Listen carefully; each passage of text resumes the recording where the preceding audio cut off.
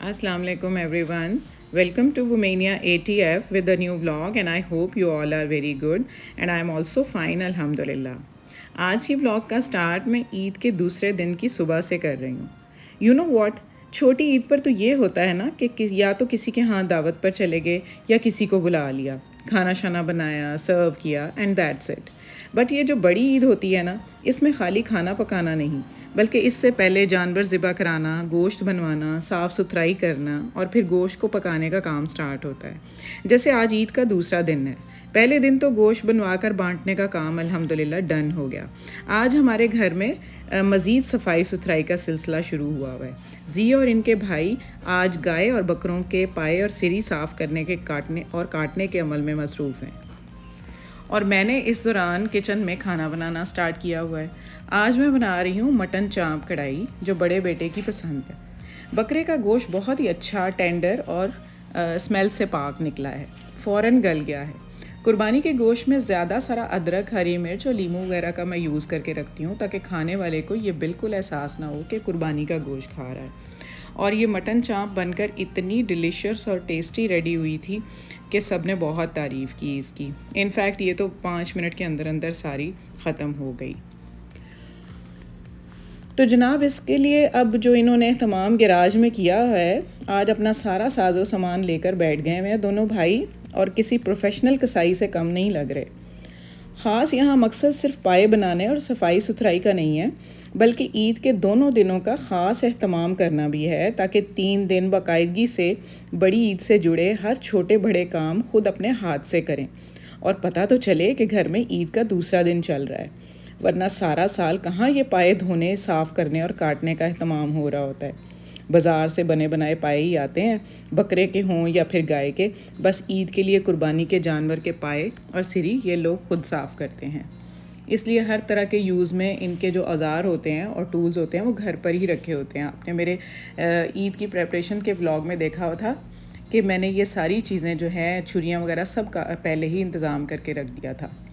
बड़े जोश से सुबह गैराज में गैस की अंगीठी लेकर, पानी का टब रख कर, स्कॉच ब्राइट और कूची वगैरह से पाए भून कर तोड़ने का काम इन्होंने किया. लेकिन जब गर्मी की अखीर हो गई और बर्दाश्त से काम बाहर हो गया तो अंदर आकर हॉल में एसी चलाकर इन्होंने कटाई का काम किया. तो यहाँ पर ये बकरे के दोनों बकरों के सिरी और पाए डन हो गए हैं.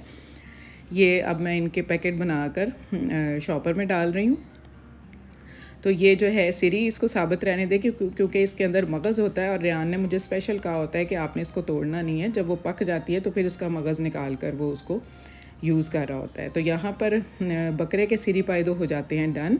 ये पाए जो हैं बकरे के, ये अब इनका मैं पैकेट बना लूँगी और जब इनको मैंने 1-2 दिन के अंदर ही बस यूज़ कर लेना, ज़्यादा दिन मैं स्टे नहीं करवाती. अब ये मेरे देवर जो हैं यही कह रहे थे कि 2-3 दिन के बाद वो आएंगे तो फिर उसके बाद आप बनाना, क्योंकि मेरे हाथ के पाए वो बड़े शौक़ से खाते हैं. तो अब गाय के पाए जो हैं ये इन्होंने इसी तरह ही चूल्हे पर रख कर इनको जलाया अच्छे से, क्योंकि इनका काम जो है वो बकरे के पायों से थोड़ा सा डिफ़िकल्ट होता है. लाइक इसको थोड़ा सा ज़्यादा टाइम लगता है और गैस की जो है वो इंटेंसिटी भी थोड़ी ज़्यादा चाहिए होती है. पहले इसके जो पैर के खोल हैं उनको वो जलाते हैं, अच्छे से उनको जला देते हैं ताकि ये अपनी स्किन जो है उसको छोड़ दें. जब तक ये स्किन छोड़ते हैं ऊपर से पूरी तरह से ये सड़ जाते हैं, उसके बाद फिर इनको टोके से वो इसके जो है ये ऊपर का खोल अलहदा करते हैं. तो इसके लिए बहुत ज़्यादा एनर्जी की भी ज़रूरत होती है. तो जी ने इसको फिर अच्छे से जला के और अब इसका ऊपर से वो पैर का खोल उतार रहे हैं. तो ये खोल उतरने के बाद फिर ये बिल्कुल साफ़ हो जाएगा और उसके बाद जो मज़ीद थोड़ी बहुत सफाई सुथराई होगी वो इस तरह से कर लेंगे. इतने प्रोफेशनल तो नहीं हैं, प्रोफेशनल लोग तो ज़रा और तरीके से कर रहे होते हैं, बट फिर भी इन्होंने बड़े हार्ड वर्क के साथ बड़े अच्छे तरीके से ये सारा कुछ साफ़ कर लिया. तो अब ये देखें इसके पाए के ऊपर से सारे इसका पैर का खोल उतर गया और ये एक्स्ट्रा जो ऊपर से लग रही है खाल जो सड़ गई है वो इसको छुरी की मदद से ऊपर से उतार रहे हैं. और इसी तरह से ये जो हार्ड ऊपर की स्किन होती है उसको भी ये छुरी से रिमूव कर देंगे. तो ये सड़ा हुआ हिस्सा जो भी है वो सारा रिमूव हो जाएगा और ख़ाली पाए जो हैं वो काटने के लिए रेडी हो जाएंगे. ये काम तो है तो प्रोफेशनल लोगों का ही, लेकिन जब घर में शौकीन लोग हों इस तरह के काम करने के, और वो भी इतनी गर्मी में, तो कहते हैं ना शौक दा कोई मुल नहीं। तो ये इनका यही दोनों भाइयों का हाल हुआ हुआ कि इतनी गर्मी में बजाय इसके कि ये बाज़ार से बुनवा लें, लेकिन नहीं, इन्होंने ये सारे काम खुद करने हैं, इंजॉय भी करना है साथ साथ। और ये काम ऐसे लग रहा है कि जैसे इन्होंने सीख के रहना है आज अच्छे तरीके से। तो अब ये दूसरा पाया लेकर बैठ गए हैं। इसी तरह इन्होंने 3 पाए बनाए हैं। चौथा एक पाया जो है वो जी ने रख लिया था अपने किसी दोस्त को गिफ्ट करने के लिए। उन्होंने स्पेशल कहा था कि गाय का पाया एक आपने मुझे देना है, क्योंकि ये एक पाया भी मोर देन इनफ होता है। लाइक ये जब मैं बनाती हूँ रात को पकने के लिए रख देती हूँ, तो ये तकरीबन 8 से 10 लोग इसको ईज़िली इसको खा सकते हैं।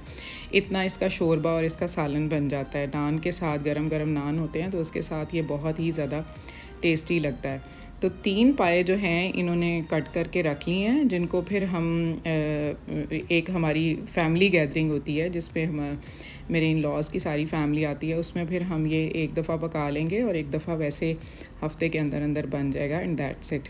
ज़्यादा टाइम के लिए मैं इसको स्टोर नहीं करूँगी। और कुर्बानी का गोश्त भी मैं बहुत ज़्यादा देर के लिए नहीं रख रही होती। तो यहाँ पर ये 3 पाए जो हैं गाय के, ये इन्होंने डन कर लिए हैं।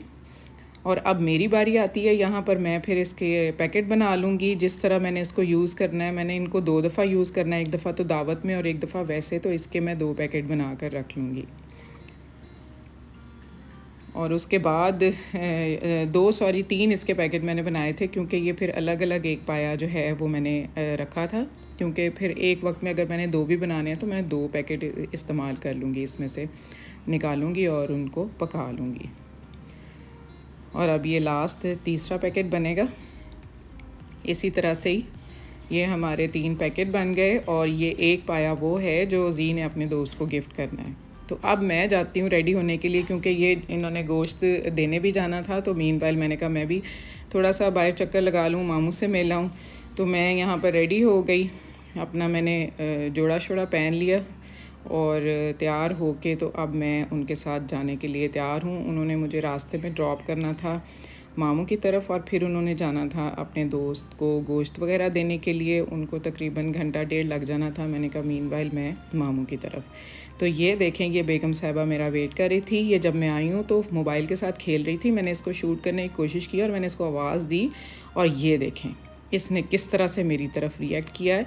और ये मेरी कज़न की बेटी है, मेरी भांजी लगती है। तो मुझे वो बता रही थी कि आप ही जब आपका व्लॉग में देख रही होती हूँ वीडियो पर, तो आपकी आवाज़ आ रही होती है तो कान खड़े कर लेती है, यानी कि मेरी आवाज़ इतनी पहचानती है। खैर यहाँ से होकर फिर हम बाहर निकले। ये हनी ने कुछ खाना पीना था रास्ते में। वैसे तो इसके बाद इसकी बुआ की तरफ हम इन्वाइटेड थे। यहाँ पर फिर थोड़ी सी देर लग गई। KFC पे इतना रश था आज, हमने 2 ब्रांचेस रास्ते में मिस की। यहाँ पर हमारा ऑर्डर देखें, ये 7740 मेरा ऑर्डर था और अभी चौथी जगह पर था और हम लोग खड़े होकर वेट कर रहे थे। इतना रश था। 2 ब्रांचेस रास्ते में मिस किए हैं सिर्फ रश की वजह से कि हमारा टाइम वेस्ट ना हो। और यहाँ पर रात के तकरीबन 11 साढ़े 11 हो रहे थे और स्टिल इतना रश था। खैर यहाँ पर फिर आहिस्ता आहिस्ता हमारी बारी आई। वो वहाँ के वर्कर ने ही मुझसे स्लिप ले ली कि मैं आपका ऑर्डर डिस्प्ले करवा देता हूँ। तो इस तरह से हम फिर यहाँ से इनकी बुआ की तरफ गए। तो वहाँ पर हमने बड़ा अच्छा टाइम स्पेंड किया, खाना शाना खाया, उन्होंने बनाया हुआ था। तो इस तरह से हमारा ये ईद का दूसरा दिन एंड हुआ। तो यहाँ पर अब मैं अपने व्लॉग का एंड करती हूँ। और जो नए व्यूअर्स हैं प्लीज़ मेरा चैनल सब्सक्राइब कर लें और इंस्टा पर भी मुझे फ़ॉलो करें और अपना बड़ा अच्छा ख्याल रखें। इंशाल्लाह तीसरे दिन के व्लॉग्स के साथ मिलते हैं। Stay fit, stay healthy and अल्लाह हाफिज़।